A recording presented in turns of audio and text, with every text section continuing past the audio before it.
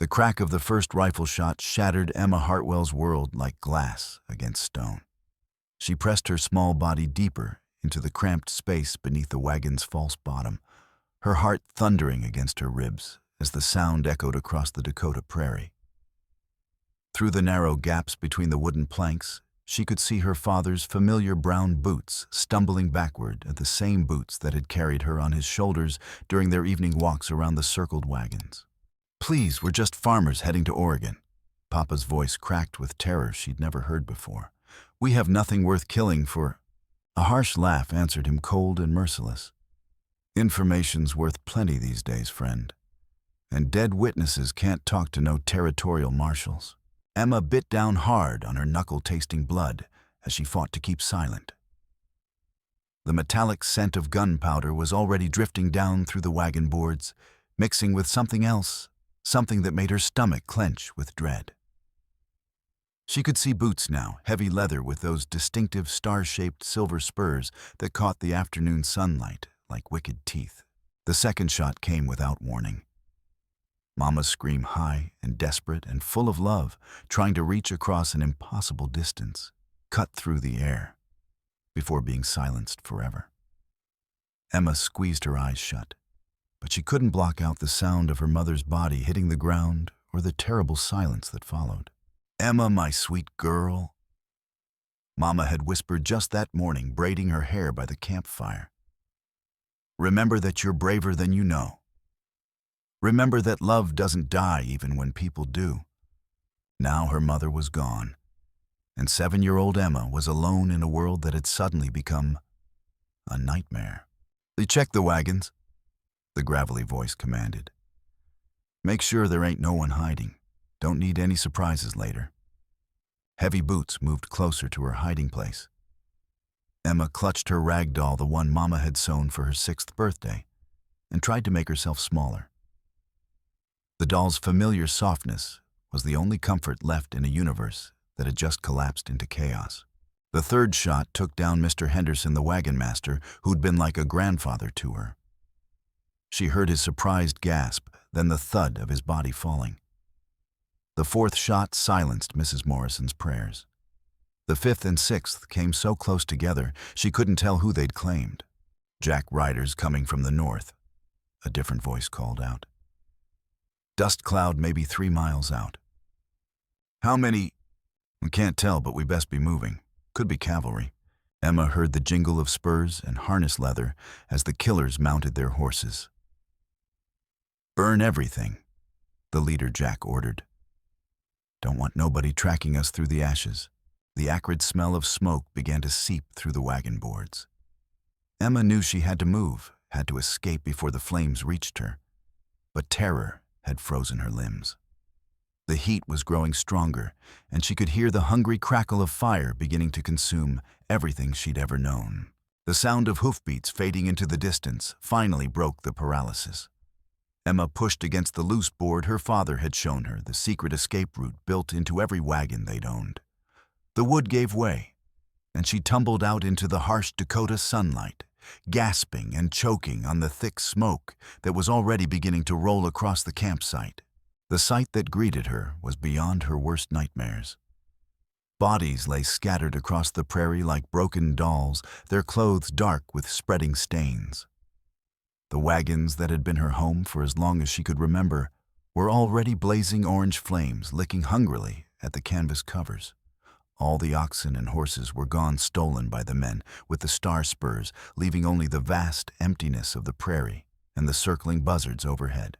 Emma crawled toward her parents' motionless forms, her small hands leaving bloody prints in the dust. But before she could reach them, a new sound made her freeze the distant thunder of approaching hoofbeats.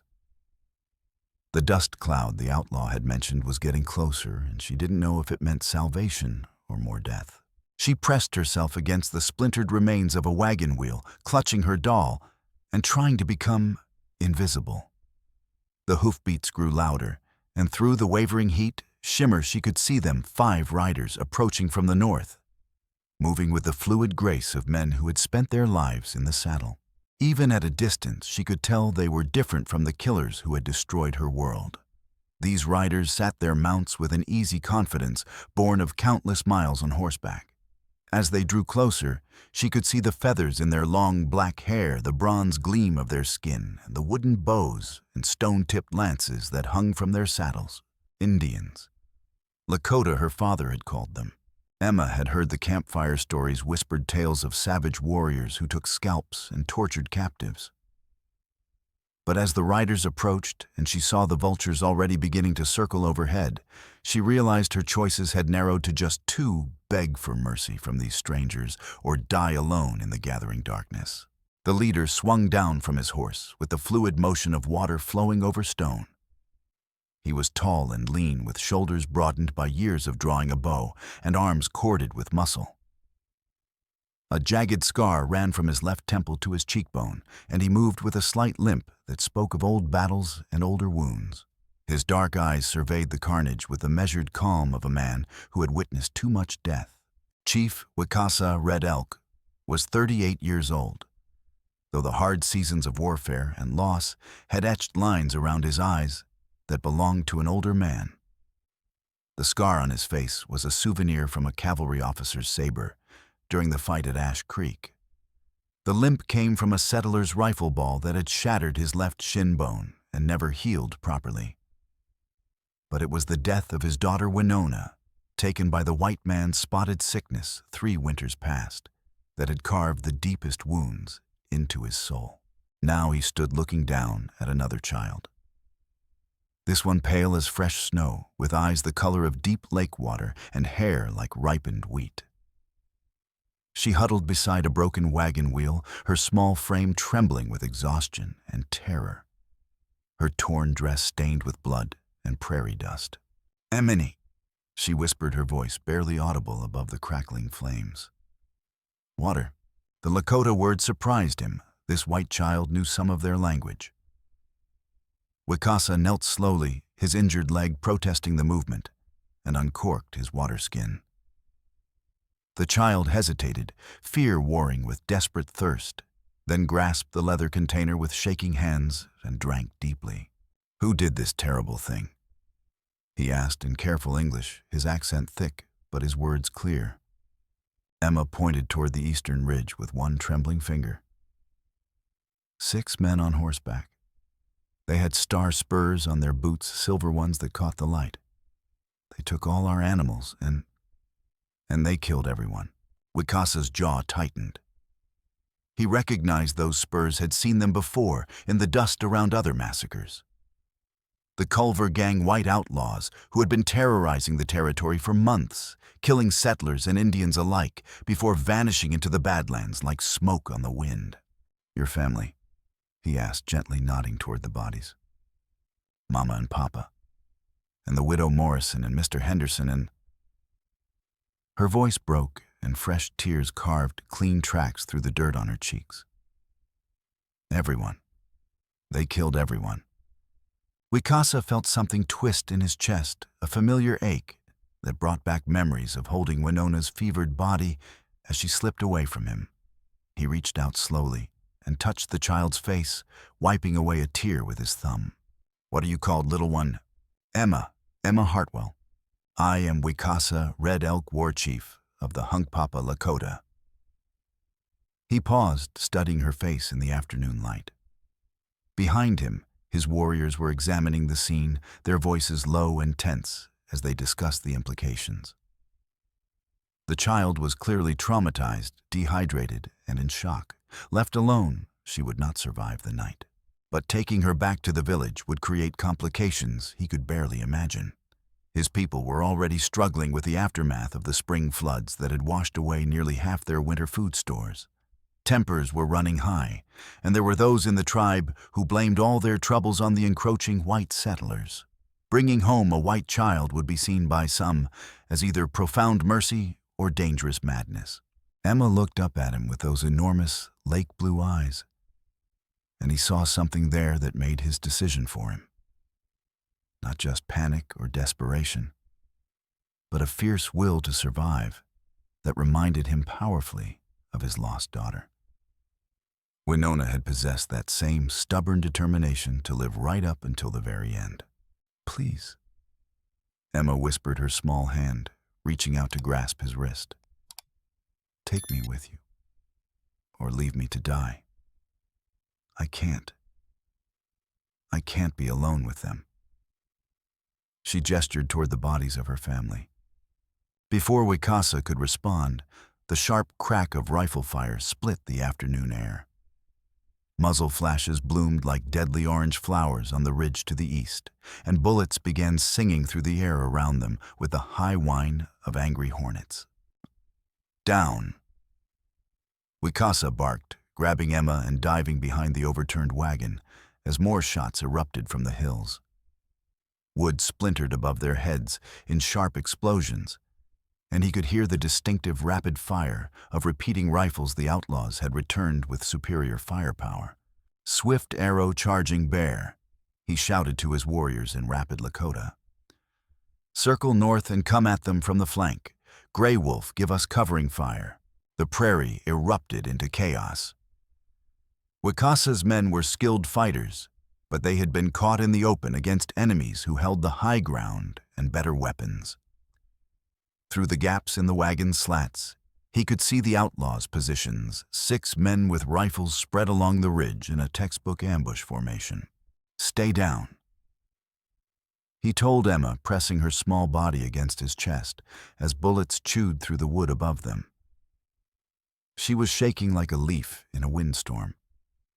But she made no sound, and the horror of the earlier attack had taught her the deadly value of silence. A scream cut through the gunfire, high and sharp and full of agony. Wicasa's heart clenched as he saw Gray Wolf tumble from his horse, clutching his chest as crimson spread between his fingers. The young warrior had been like a son to him, and now he was dying in the dirt because Wicasa had stopped to help a white child. We must move, he said, his voice tight with grief and rage. Now, or we all die here. He scooped Emma up in his arms and ran for his horse bullets, whistling past them in the gathering dusk. Swift Arrow and Charging Bear had managed to work their way up the ridge, and their return fire was forcing the outlaws to keep their heads down. But it was only a matter of time before superior numbers and firepower decided the fight. Wicasa swung up into his saddle with Emma clutched against him, wheeled his horse around, and spurred it toward the safety of the distant hills. Behind them, the gunfire began to fade, but the cost was already paid in blood. Gray Wolf was dead, and the child's presence had already brought violence to his people. As they rode through the gathering darkness toward home, Wicasa wondered if he had just made a decision that would doom them all. The Lakota village appeared in the pre-dawn light like a collection of pale spirits scattered along the banks of Willow Creek. Smoke rose from the morning fires, and the rich smell of roasting meat made Emma's stomach clench with hunger. She had not eaten in nearly 3 days, and the savory aroma was almost overwhelming. Wicasa's arrival with a white child caused an immediate stir. People emerged from their lodges, speaking in rapid Lakota, their faces reflecting emotions ranging from curiosity to open hostility. Children peered out from behind their mothers' skirts, their dark eyes wide with wonder at the sight of the pale stranger. An elderly woman with silver-streaked hair and kind eyes approached them. But before she could speak, 2 young men stepped forward, their faces contrasting sharply in expression. Swift Arrow, Wicasa's trusted lieutenant, looked concerned but supportive. Black Feather, however, wore a mask of barely controlled resentment. Both were in their 20s, but their responses to the situation revealed the deep divisions that would soon tear the tribe apart. Why do you bring this white child to our village? Black Feather demanded in English, his accent thick, but his words precise. We have barely enough food for our own people after the floods destroyed our winter stores. Tall Bear, the son of the respected elder Red Cloud, pushed forward to join the confrontation. His hatred for whites ran deep. His wife White Dove had been killed by a stray bullet from a settler's rifle while gathering berries 2 summers past. But unlike Black Feather's hidden jealousy, Tall Bear's concerns were brutally practical. She is an orphan, Wicasa replied, dismounting slowly and keeping Emma close to his side. Her people were slaughtered by the same outlaws who have been raiding our hunting parties. The Culver Gang. The Culver Gang kills everyone. Tall Bear shot back his voice, rising with frustrated anger. Indian white, it makes no difference to them. Why should their crimes become our burden? Murmurs of agreement rippled through the crowd. The spring floods had indeed been catastrophic, washing away not just food stores, but also the seed corn needed for the next planting. Several families had already begun rationing their meals, and the specter of starvation loomed over the village like a dark cloud. Look at her. Tall Bear continued, pointing at Emma. She is soft, weak, accustomed to white man's food and white man's ways. She will require constant care, constant protection. What can she possibly give us in return?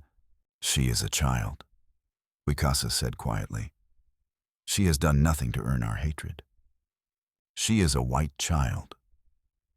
Black Feather interjected, his voice carefully modulated to hide his deeper motivations. Perhaps our war chief sees something in her that the rest of us cannot. Perhaps his judgment has been affected by recent losses. The comment was subtle but pointed, referring to Winona's death and suggesting that Wicasa's decision was based on emotional weakness rather than sound leadership. Several of the warriors shifted uncomfortably, recognizing the implied challenge to their chief's authority. Emma pressed closer to Wicasa's leg, not understanding the words, but recognizing the anger and hostility in the voices around her. She was overwhelmed by the strangeness of this place. The unfamiliar sounds and smells, the musical cadence of the Lakota language, the way everyone stared at her with expressions she couldn't interpret. You question my judgment? Wicasa asked Black Feather, his voice carrying a dangerous edge.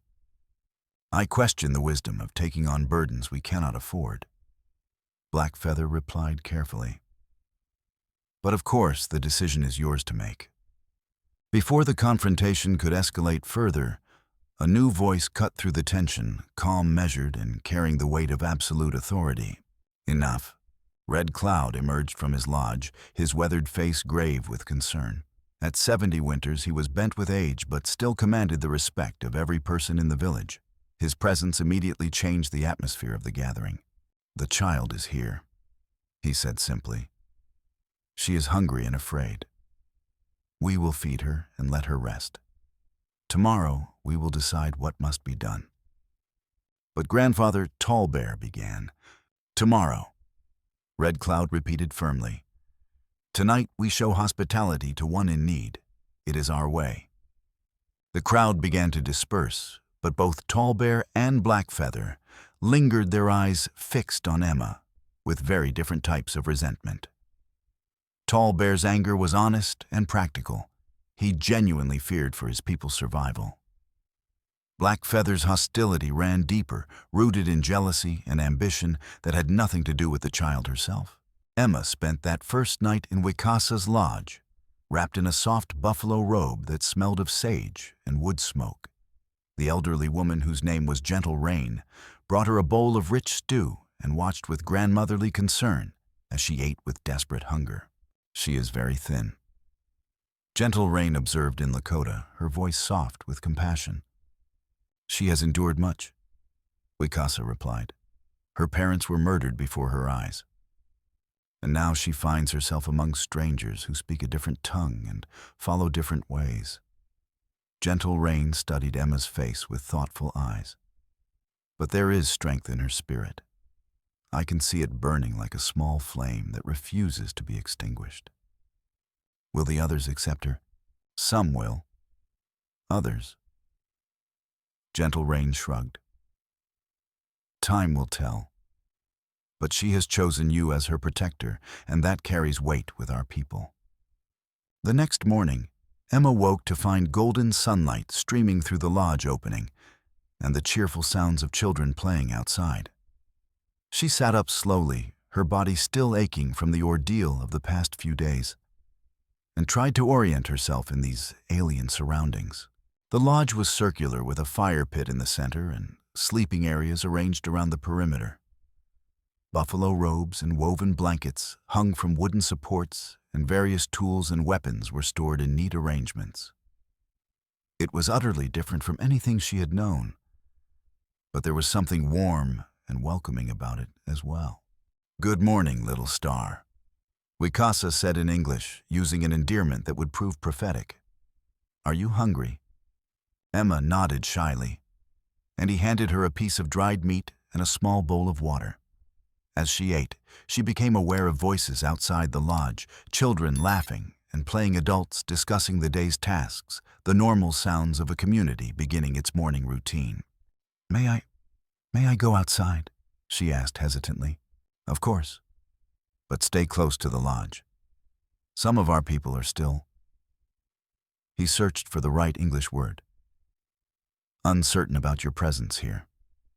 Emma emerged from the lodge to find a group of Lakota children playing a game that involved throwing carved bone hoops over wooden stakes.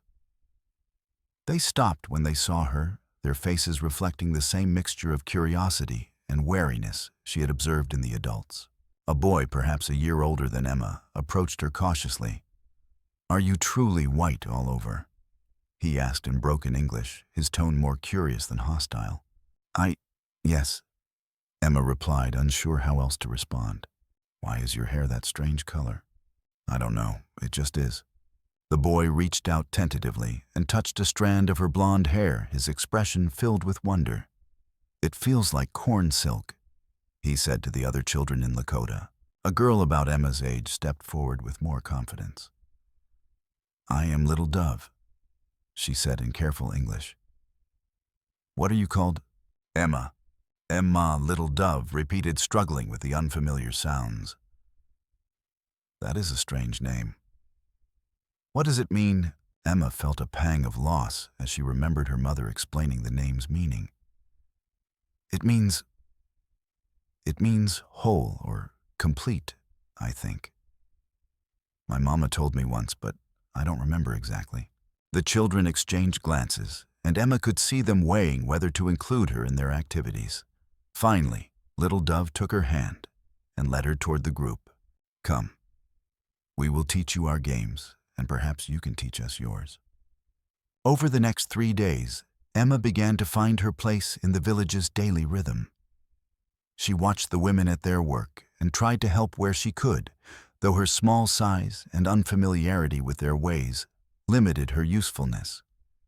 She gathered kindling, helped tend the fires, and learned to identify the various plants and herbs that grew around the camp. The children were her greatest source of comfort and learning. They seemed less concerned with her differences than the adults, and they delighted in teaching her simple words in Lakota, while learning English phrases in return. Many for water, woyute, for food, sunka, for dog. Emma was a quick learner, her young mind absorbing the new language with remarkable speed. "My papa had a dog named Rufus," she told Little Dove on the second day as they sat by the creek. "He was brown and white, and he always slept at the foot of my bed." "What happened to him?" Little Dove asked. Emma's face clouded. "The bad men took him with the horses. I don't know if he's still alive." Little Dove squeezed her hand. "Perhaps he escaped and is looking for you. Dogs are clever that way." But not everyone was accepting of Emma's presence. Some of the older warriors viewed her with suspicion, wondering if she might be a spy or some kind of trap. A few of the women worried that caring for a white child would bring down the wrath of the cavalry. And both Tall Bear and Black Feather continued to voice their objections, though for different reasons. "She consumes our food," Tall Bear said during one particularly heated council discussion. "She occupies space in our lodges. She learns our ways and our language. What does she contribute to our survival?" "She is a child," Wicasa replied patiently. "Children contribute hope for the future." "The hope does not fill empty bellies," Tall Bear retorted. "Hope does not replace the grain stores lost in the flood." Black Feather's objections were more subtle but equally persistent. "I wonder he said during a private conversation with several warriors, "if our chief's judgment has been clouded by grief. Perhaps he sees in this white child a replacement for his lost daughter." The suggestion was carefully calculated to undermine Wicasa's authority, without directly challenging him. Black Feather had been passed over for promotion to war chief 3 years earlier, when Wicasa had chosen Swift Arrow as his lieutenant instead. The slight had festered in his heart like an infected wound, and now he saw an opportunity to exploit his chief's perceived weakness. Meanwhile, Emma was slowly adapting to her new life. She learned to braid grass into rope, to recognize the calls of different birds, to identify edible plants and roots. More importantly, she was beginning to understand the complex web of relationships that bound the tribe together. On the 4th day, she made a discovery that would change everything. She had been playing by the creek with Little Dove and some of the other children when she noticed something unusual pressed into the muddy bank, a series of boot prints that looked distinctly different from the soft moccasin tracks of the Lakota. These were heavy boot prints, deep and clear, with the unmistakable star-shaped impression of metal spurs pressed into the heel. Emma's blood turned to ice as she recognized them. These were the same marks she had seen around her family's wagon, left by the men who had murdered everyone she loved. "Wicasa!" she called out, her voice high with panic. "Wicasa, come quickly!" The war chief appeared at her side within moments, his hand automatically moving to his knife as he read the terror in her voice. When he saw the tracks, his face went hard as winter stone. "How old are these prints?" he asked Swift Arrow, who had joined them and was examining the tracks with the keen eye of an experienced tracker. "1 day, maybe 2, Swift Arrow replied grimly. "They were watching us." "Watching for what?" "For her," Swift Arrow said, nodding toward Emma. "They know she survived the attack. They cannot allow her to live to identify them to the territorial authorities." Wicasa felt a chill run down his spine. The Culver gang was still in the area, and they would not rest until they had eliminated the only witness to their crimes. Emma's presence had not just brought moral complications to the village, it had brought mortal danger to their very doorstep. "Double the sentries," he ordered. "No one ventures out alone, and prepare the horses we may need to move the village quickly." That night, as the village settled into its evening routine, Emma lay in her buffalo robe and stared up at the smoke hole in the lodge roof. Every sound seemed magnified in the darkness, the whisper of wind through the hide, covering the distant howl of a coyote and the soft breathing of Wicasa sleeping nearby. She had brought danger to these people, who had shown her kindness, and the knowledge weighed on her heart like a stone. She was still awake when the attack came. The first sign of trouble was the horses. They began to snort and stamp, their ears pricked forward as they sensed something wrong in the pre-dawn darkness. Then came the sound of hoofbeats, not the familiar rhythm of Lakota ponies, but the heavier cadence of grain-fed horses carrying armed men. "Raiders." Swift Arrow's voice cut through the night like a blade. "They come from the east." Wicasa was already moving, rolling out of his sleeping robes and reaching for his rifle in one fluid motion. "Emma, hide," he commanded, pushing her behind a pile of buffalo hides. "Stay down no matter what happens." The village exploded into chaos. Gunfire erupted from multiple directions, muzzle flashes lighting up the darkness like deadly lightning. The outlaws had divided into 3 groups, one driving off the horses, another attacking the lodge area, and a third setting fires to create confusion and panic.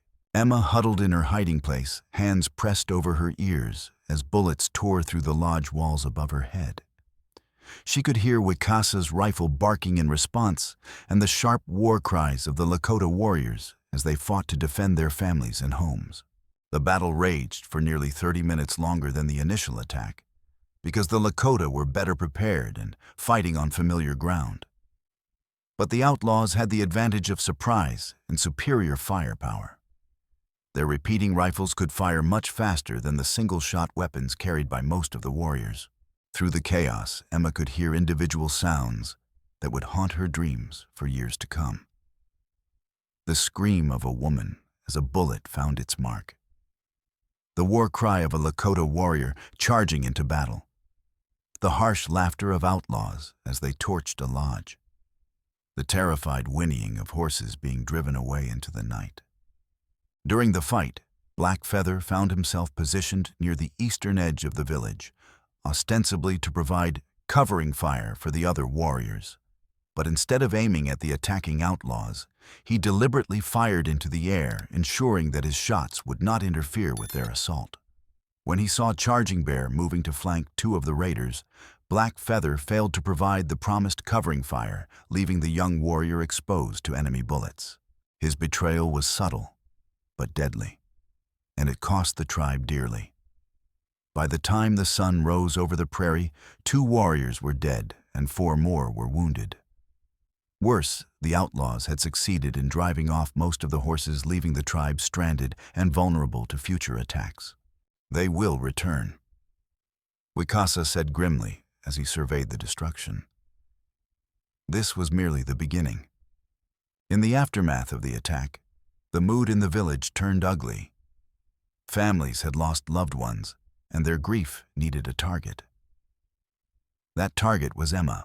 "This is the price of harboring white children," Tall Bear said loudly, his voice carrying across the camp. "They bring death with them like a plague." "The child is not responsible for this violence," Wicasa replied, but his words fell on deaf ears. The tribe was frightened, angry, and looking for someone to blame for their losses. "She must be sent away," declared Walking Hawk, one of the younger warriors. "Let the whites deal with their own troubles. Her people are dead," Wicasa reminded them. "Would you have us abandon a child to die alone on the prairie? Better one child dead than our entire tribe destroyed," Tall Bear replied coldly. The argument continued late into the night, but in the end, the tribal council voted to keep Emma, but only by the narrowest of margins. The decision was made not out of compassion, but out of grim practical necessity. Moving her would require men and horses they could not spare, and the outlaws would certainly be watching the trails. Emma understood little of the heated Lakota discussion, but she could feel the hostility radiating from some of the adults. She clung to Wicasa's hand and tried to make herself invisible, wishing she could disappear entirely rather than continue to be a burden on these people. 2 days later, as the village struggled to recover from the attack, Tall Bear made a decision that would change everything. He could not stand by and watch his people suffer for the sake of a white child's life. The tribe desperately needed supplies, food, ammunition, medicine, horses, and he knew exactly where to get them. The trading post at Cedar Falls was a hard 2-day ride to the south. It was run by a man named Morrison, a frontier trader who dealt with both Indians and settlers. Morrison was known to pay good money for information about Indian movements, and Tall Bear was certain he would pay even more for a white captive who could be ransomed back to her distant relatives. Moving through the sleeping village like a ghost, Tall Bear made his way to Wicasa's lodge. The war chief was sleeping deeply, exhausted from the battle and his wounds. Emma lay curled up nearby, her rag doll clutched in her arms, looking small and vulnerable in the flickering firelight. For a moment, Tall Bear hesitated. It would be simpler to kill her quietly. No complications, no future troubles, no risk of her escaping or being rescued. But despite his desperation, he was not a murderer of children. Instead, he clamped his hand over her mouth and lifted her carefully from her sleeping place. Emma's eyes flew open, enormous with terror. She tried to scream, but Tall Bear's hand muffled the sound completely. He carried her swiftly from the lodge, pausing only to grab his rifle and a bag of traveling supplies. "Listen to me carefully," he whispered in English as he quickly bound her hands with strips of soft leather. "I will not harm you if you cooperate. But if you try to escape or call for help, I will be forced to hurt you. Do you understand?" Emma nodded frantically, tears streaming down her cheeks. She understood all too well that her survival depended on compliance. Tall Bear lifted her onto his horse and rode out of the village, heading south toward the trading post. Emma sat in front of him, her small body rigid with fear and confusion. She wanted to cry, to scream, to fight, but something in Tall Bear's voice told her that cooperation was her only hope of staying alive. "Why are you doing this?" she asked in a small voice after they had ridden for an hour. "Because my people are starving." Tall Bear replied, his voice heavy with grief and guilt. "Because the white man's gold can buy us food and medicine and horses. Because sometimes there are no good choices, only necessary ones. But I thought you were my friends." "I am not your friend," Tall Bear said quietly. "But I am not your enemy either. I am simply a man trying to save his people." They rode through the night and into the next day, stopping only to rest the horse and give Emma water. The landscape around them was harsh and unforgiving. Broken hills covered with sage and scattered juniper, cut by deep arroyos, and dotted with red sandstone formations that looked like the bones of sleeping giants. Emma made 2 desperate attempts to escape. The first came when Tall Bear dismounted to water his horse at a small creek. She tried to bite his hand when he lifted her down, then attempted to run into the brush. But her bound hands made balance impossible, and he caught her easily. The second attempt came that evening when they stopped to rest. Emma had been working at the leather strips binding her wrists all day, and she had managed to loosen them enough to slip one hand free. When Tall Bear dozed off by their small fire, she tried to sneak away. But she kicked a loose stone, and the sound woke him instantly. "I told you not to try that," he said sadly, retying her bonds with additional strips of leather. "Please do not make this harder than it has to be." Meanwhile, back at the village, Wicasa had discovered Emma's absence shortly after dawn. He found the disturbed earth where Tall Bear's horse had been picketed, saw the tracks leading south, and felt his heart turn to ice. A quick search revealed that Tall Bear was also missing along with his rifle and traveling gear.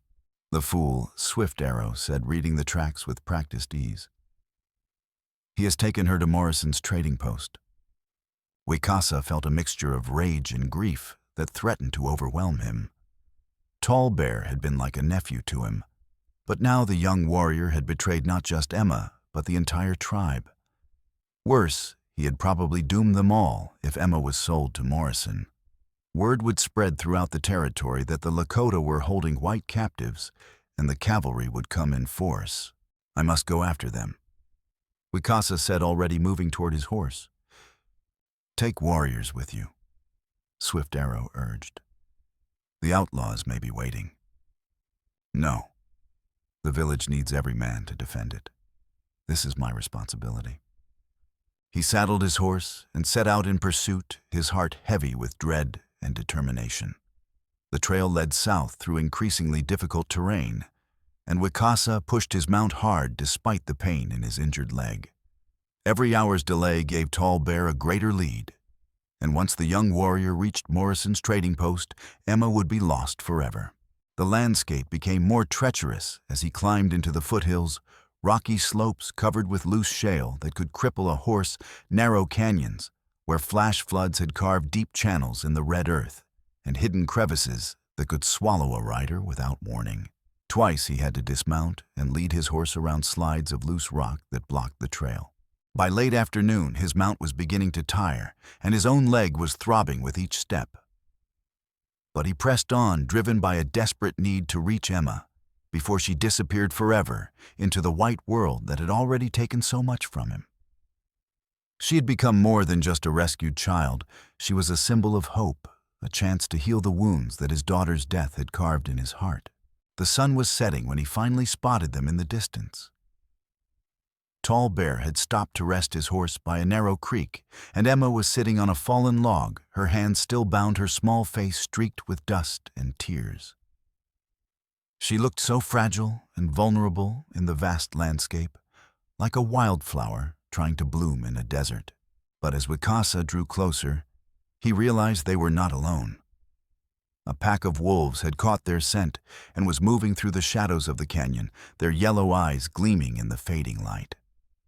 The animals were lean and hungry, their ribs showing through their gray fur. Winter was coming, and prey was scarce. Tall Bear saw them too.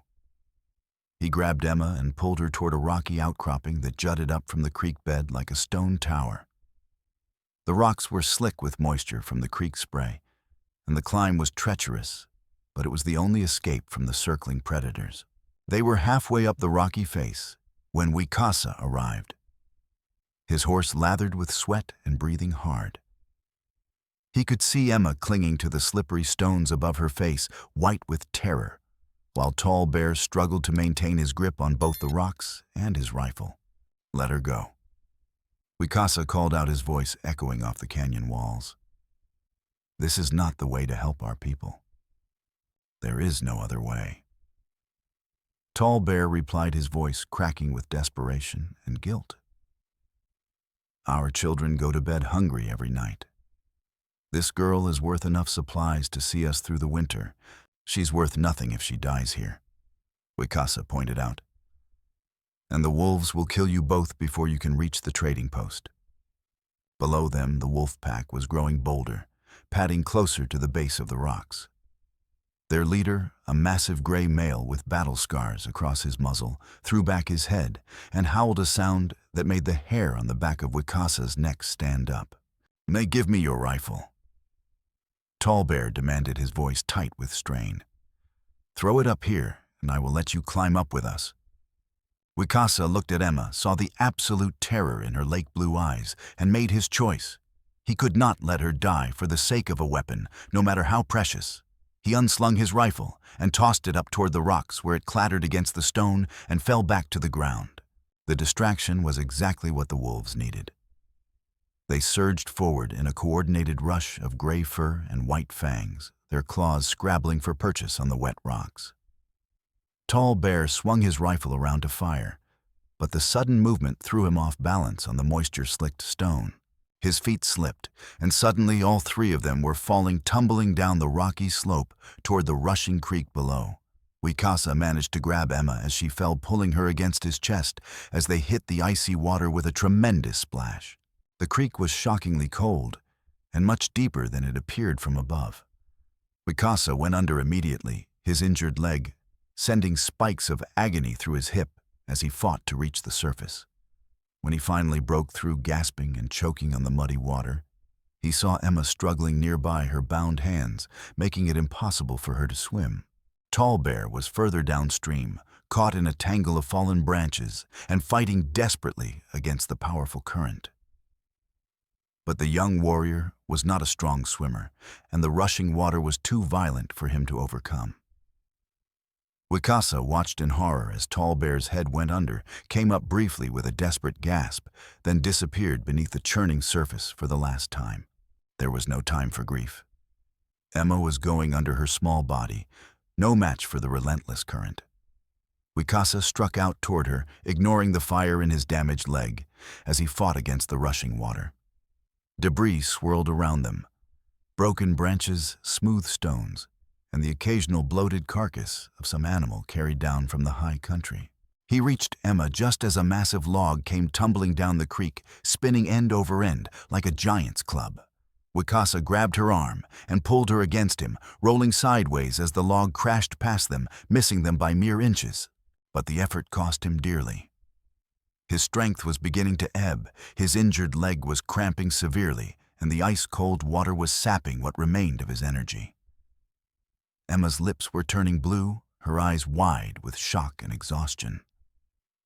He realized with growing horror that she was slipping into hypothermia, and if he didn't get her out of the water soon, she would die in his arms. A narrow gravel bar appeared ahead, a precarious strip of dry land in the middle of the rushing creek.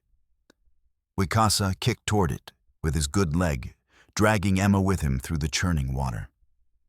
His boots scraped against the stones, and he hauled both of them up onto the uncertain safety of the bar. They lay there gasping and shivering, water streaming from their clothes as the creek continued its relentless rush toward the distant river. Emma was convulsing with cold, her small body racked with violent spasms. Wicasa pulled her against him, trying to share what little body heat he had left, but they were both soaked through and losing warmth rapidly. Tall bear, Emma managed to whisper through chattering teeth.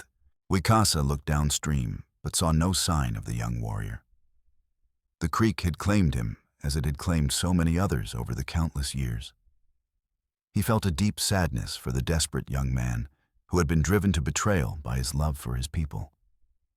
But there was no time for mourning now. The sound of approaching hoofbeats was echoing off the canyon walls, growing closer by the moment. Through the gathering dusk, Wicasa could see riders approaching along the creek bank, 6 men with rifles, their faces grim with deadly purpose. The surviving members of the Culver gang had found them. The outlaws spread out in a semicircle, their weapons drawn, their horses snorting and pawing at the rocky ground. But there was another figure with them, one that made Wicasa's blood run cold with betrayal and rage.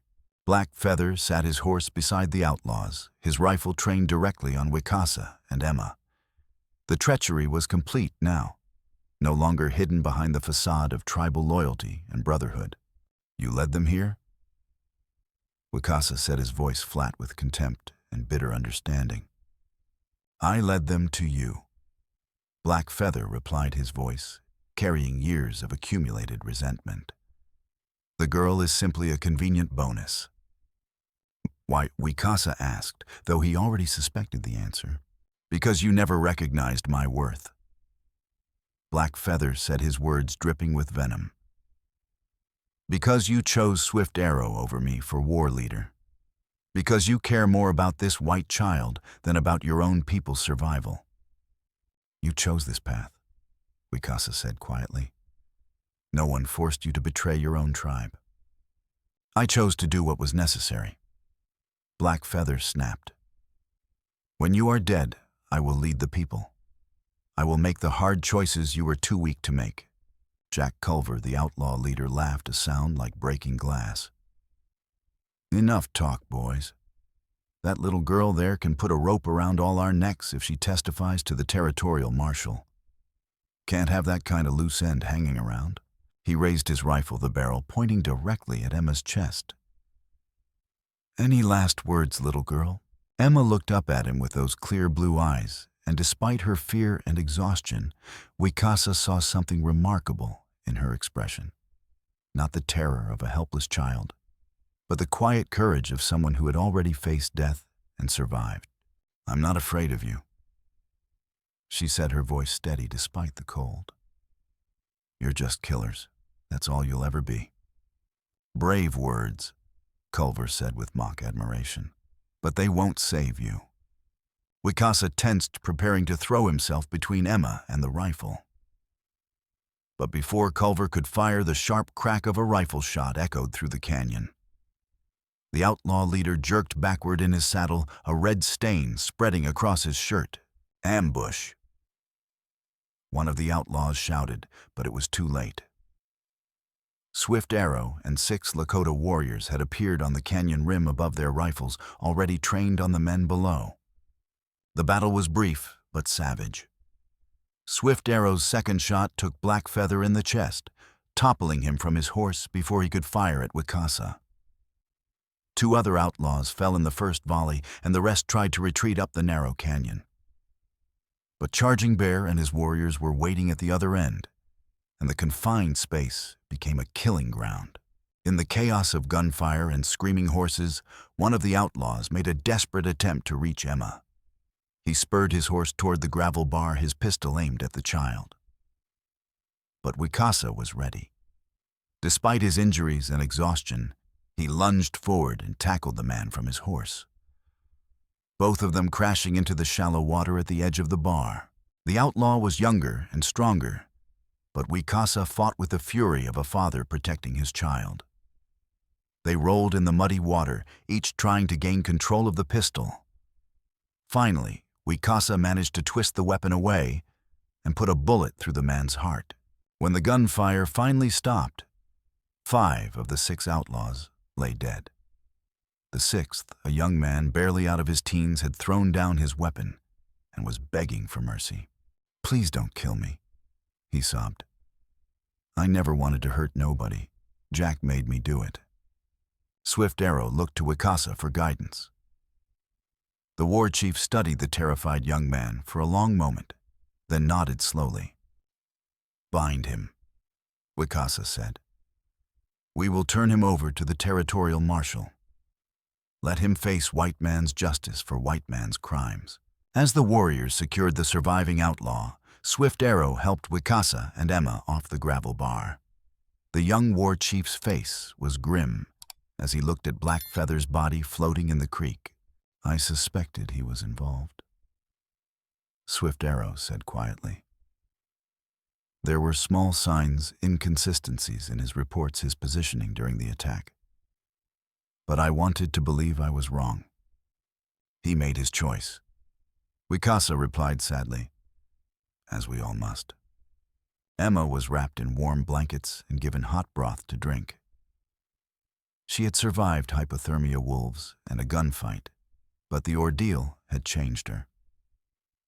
There was a new strength in her eyes, a maturity that had not been there before. "Is it truly over?" she asked Wicasa as they prepared to ride back to the village. "The Culver gang is finished," he said. "You are safe now." But Emma shook her head. "That's not what I meant. I meant, will there always be people who see me as an outsider? Will I ever truly belong?" Wicasa looked at her for a long moment, this small girl who had survived more than most warriors twice her age. "You belong wherever you choose to make your home, little one. But the choice must be yours to make."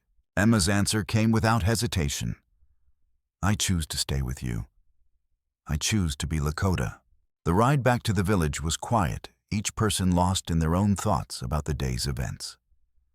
When they arrived, the entire tribe had gathered to greet them.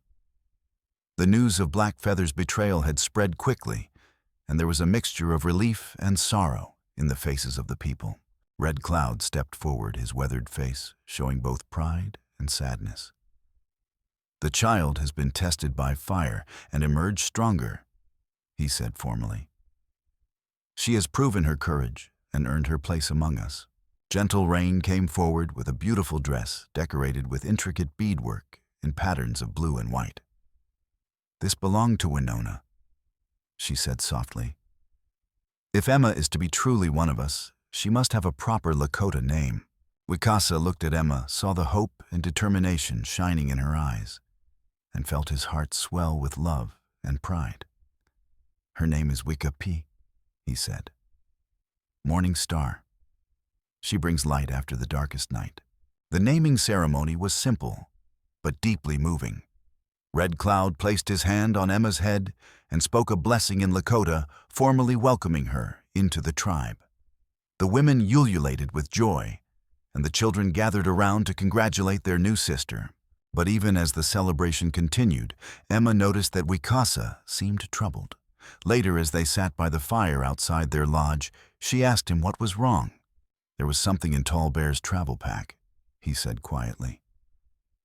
"A letter. It was addressed to your uncle in Cedar Falls." Emma's heart stopped. "My uncle, your father's brother. Apparently, he has been searching for you ever since news of the wagon train massacre reached him. He has offered a reward for information about your whereabouts." Emma felt a complex mix of emotions: grief for the family she had lost, curiosity about this uncle she barely remembered, and fear that her new life might be taken away from her. "What does this mean?" she asked. "It means you have a choice to make," Wicasa replied. "You have blood family who wants you back. People who share your heritage and your history." Emma was quiet for a long moment, staring into the flames. "Do you want me to go?" "What I want does not matter," Wicasa said gently. "This must be your decision alone." 4 weeks later, the choice became urgent. A group of white settlers arrived at the village, led by William Morrison, the trader from Cedar Falls. They came with official papers and stern faces, and they were not alone. With them rode a tall, bearded man in a city suit who bore a striking resemblance to Emma's father. "I am Samuel Hartwell," the man announced. "I have come for my brother's child." Emma stood beside Wicasa, her heart pounding as she looked at this stranger who shared her blood. She could see her father in his features, the same blue eyes, the same stubborn chin. But he was also completely alien to her, a representative of a world she had left behind. "We've heard you're keeping a white child here," Morrison said to Red Cloud. "This is her legal guardian. He has papers from the territorial court." "The girl chooses," Red Cloud replied with quiet dignity. "That is our way." Samuel Hartwell knelt down in front of Emma, his eyes soft with grief and hope. "Emma, child, I'm your Uncle Samuel. Your father was my younger brother. I've been searching for you ever since." "Since what happened to the wagon train?" Emma studied his face, seeing the love and longing there, but also feeling the vast gulf between his world and hers. I remember you," she said slowly. "You visited us once when I was very small. You brought me a doll with a china face." "That's right," Samuel said, his voice thick with emotion. "You were 4 years old, and you insisted on having tea parties with that doll every day. Do you remember?" Emma nodded, tears starting to flow. "I remember. But that little girl, she died with her parents on the prairie. I'm someone else now." "You're my brother's daughter," Samuel said firmly. "You're my family. I can give you a proper home, a proper education. You can have a normal life." "This is my normal life," Emma replied, her voice growing stronger. "These are my people. This is my home." Morrison stepped forward impatiently. "Don't be ridiculous, child. You can't seriously want to live like a savage when you could have civilization, education, a future." The word savage hit the assembled Lakota like a physical blow. Several of the warriors reached for their weapons, but Red Cloud raised his hand for calm. "I have been educated," Emma said, her voice ringing with conviction. "I have learned to survive in the wilderness, to speak 2 languages, to understand the ways of the earth and sky. I have learned what it means to be part of a family that chooses to love you not just because you share their blood." She turned to look at Wicasa, then back at her uncle. "I am grateful that you came looking for me. I am grateful that I have family who cares about me. But I am not the same person I was before. I am Wicapa Morningstar of the Lakota. This is who I choose to be." Samuel Hartwell's face crumpled with disappointment and grief. "Emma, please. You're all I have left of my brother. Don't you want to know about your heritage, your people?" "I know about my heritage," Emma said gently. "My parents taught me to be brave, to be kind, to help others. That's what I try to do every day. As for my people," she gestured to the assembled tribe, "these are my people. They saved me when I had nothing. They loved me when I was broken. They gave me a new life when my old one was destroyed." She reached into her dress and pulled out a folded piece of paper, the letter Wicasa had found in Tall Bear's pack. "I found this among my father's things. It's from you asking about our journey west. I kept it because it reminded me that I still had family in the world. But family isn't just about blood. It's about choice, about commitment, about staying together through good times and bad."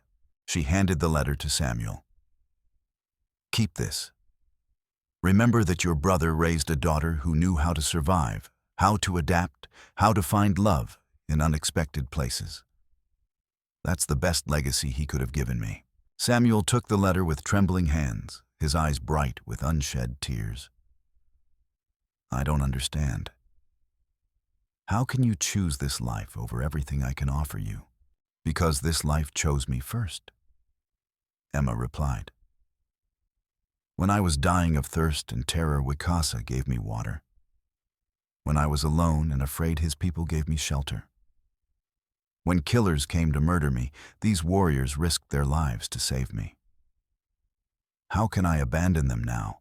Morrison looked around the village, taking in the faces of the warriors, the protective stance of the women, the way the children had gathered around Emma, as if she were one of their own. There was something in the scene that even his prejudiced mind could not deny genuine love and belonging. "There will be questions," Morrison said finally. "From the territorial government, from other settlers. People will want to know what happened to the Hartwell girl." "Tell them the truth," Wicasa said. "Tell them that Emma Hartwell died with her parents on the prairie. Tell them that Wicapa Morning Star of the Lakota chose to live on in her place." Samuel looked at his niece one last time, his face a mixture of love and loss. "If you ever change your mind, if you ever want to know more about your father's family, you know where to find me." "I will remember," Emma promised. "And I will tell my children about their grandfather and their great-uncle, about the brave people who came west looking for a better life." As the white men prepared to leave, Samuel turned back one final time. "Are you truly happy here, truly at peace?" Emma smiled, a radiant expression that transformed her entire face. "I have never been happier. I have never felt more at home." Samuel nodded slowly, then mounted his horse. As the riders disappeared toward the eastern horizon, Emma felt a chapter of her life closing forever. But she also felt a sense of completion, of having made the right choice for the right reasons. That evening, as the sun set over the endless prairie, Emma sat with Wicasa by the fire outside their lodge. She was working on a pair of moccasins, her fingers moving with practiced skill as she applied the traditional beadwork patterns. The other children had gone to bed, but she was not ready for this momentous day to end. "Hot," she said, using the Lakota word for father that had become as natural to her as breathing. "Do you think I made the right choice?" Wicasa was quiet for a long moment, his eyes reflecting the firelight. "What does your heart tell you?" Emma considered the question seriously. "My heart tells me that I belong here, that I am complete in a way I never was before. But I also feel sad for my uncle. He seems so lonely." "Loneliness is a choice," Wicasa said gently, "just as belonging is a choice. Your uncle chose to see only what he had lost, not what you had gained. Perhaps someday he will understand. And if he doesn't, then that is his burden to carry, not yours. You cannot live your life trying to heal other people's wounds. You can only live authentically as yourself." Emma leaned against his shoulder, feeling the deep contentment that came from knowing she was exactly where she belonged. Around them, the village settled into its evening routines, the same sounds and rhythms that had continued for generations. But for Emma, for Wicapa, this was not just another evening. This was the beginning of her adult life, and the life she had chosen for herself against all odds and expectations. Years passed, and Wicapa grew from a child into a young woman. She learned to hunt with bow and arrow, to track game through the forest, to navigate by the stars, and read the weather in the movement of clouds. She became fluent in Lakota while maintaining her English, and she often served as a translator when white traders came to the village. She learned the songs and dances of her adopted people, the stories and legends that connected them to their ancestors and their land. She participated in the ceremonies that marked the changing seasons, the rituals that honored the spirits of the buffalo and the eagle and the wolf.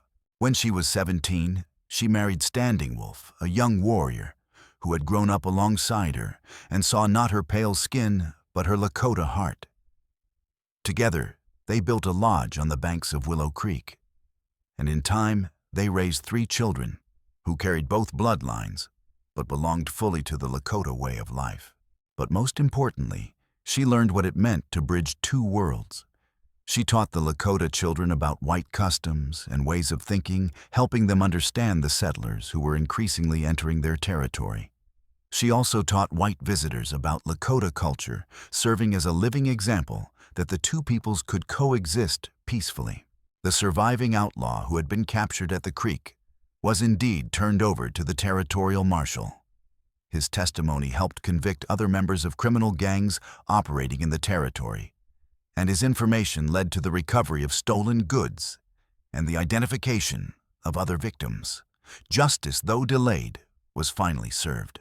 20 years after her arrival at the village, Wicasa stood at the edge of the camp on a crisp autumn morning, looking out over the vast prairie that stretched to the horizon. Her blonde hair was now streaked with silver, and her face bore the lines of laughter and sorrow that came with a life fully lived. Wicasa approached and stood beside her, his own hair now completely white, his steps slower, but his spirit unchanged. "What occupies your thoughts this morning, my daughter?" "I was thinking about that day," she said softly, "when I was 7 years old and begged you to take me with you or leave me to die." And she turned to look at him, her blue eyes bright with love and gratitude. "I was thinking that you chose to take me, and that choice saved us both." Wicasa smiled, understanding exactly what she meant. In saving her, he had saved himself from the bitter loneliness that had threatened to consume him after Winona's death. In choosing to stay, she had found not just a home, but a destiny that was uniquely and authentically her own. "Come," he said, taking her hand, as he had so many times before. "Your children are waiting for you to tell them the story of how their mother became Morning Star." As they walked back toward the village, Wicasa felt the morning sun warm on her face, and the deep satisfaction that came from a life lived with purpose and love. She was Morning Star of the Lakota, daughter of Wicasa Red Elk, wife of Standing Wolf, mother of 3 children who would carry on the traditions of their people. She was home, truly and completely home, in the deepest sense of the word. Behind them, the prairie stretched endlessly under the vast Dakota sky, holding its secrets and stories, its joys and sorrows. The grass whispered in the wind, carrying the voices of all who had lived and died on these ancient plains. And somewhere in that endless expanse, the spirit of a 7-year-old girl named Emma Hartwell rested in peace, knowing that the woman she had become had found exactly where she belonged. The morning star rose in the east, bringing light after darkness, hope after despair, love after loss. And in a small Lakota village by Willow Creek, a woman named Wicasa began another day in the life she had chosen, a life of belonging, of purpose, of deep and abiding love. The circle was complete. The story was told. The choice had been made, and it was the right one.